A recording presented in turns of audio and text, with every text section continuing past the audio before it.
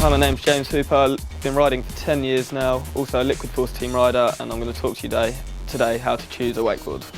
In the wakeboard world, there's many different brands of wakeboard. The main ones out there at the moment are Ronix, Hyperlight, Liquid Force, and even O'Brien are coming big onto the scene now. Choosing a wakeboard is very important that you get one that suits your riding style and your ability.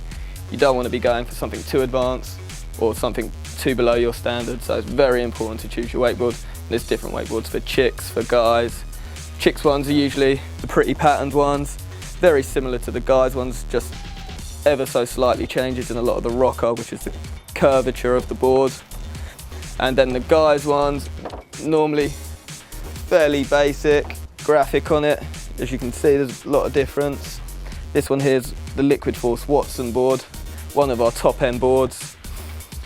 Every board's got a different fin pattern and a different rocker, and the base of the boards are also different, many different bases. There's a standard base, there's a grind base, and then we've also got the flex boards as well. Flex boards are designed for rail riding.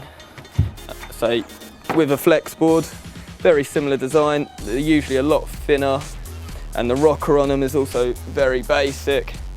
The main difference you get is the amount of flex you can get with a board.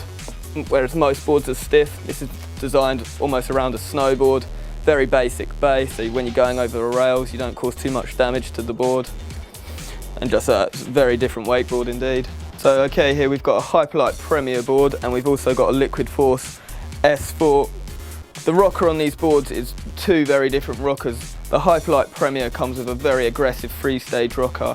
The rocker in the board is the curvature of the board. So as you can see here, it starts to curve, then you hit a flat spot, and then it curves again. That's what we call a 3-stage rocker. It's got 3 stages to the rocker, 2 kinks and a flat spot in the middle. Whereas on the Liquid Force S4, it's what they would call a 3-stage rocker, but it's a lot more subtle. The curve's a lot more continuous throughout the board. So that way, with a rocker on the 3-stage, you're getting a very different pop, especially when you're riding behind the boat.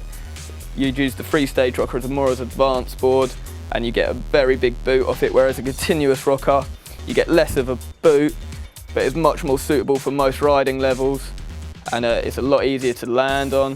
It's just a more preferred riding board. 3-stage rocker is a lot more specific to a high-level rider. Not many people really ride with the 3-stage so much anymore. The most important thing that you've got to remember when it comes to buying a board, don't be scared to get involved. Try a few boards out, talk to as many people as you can.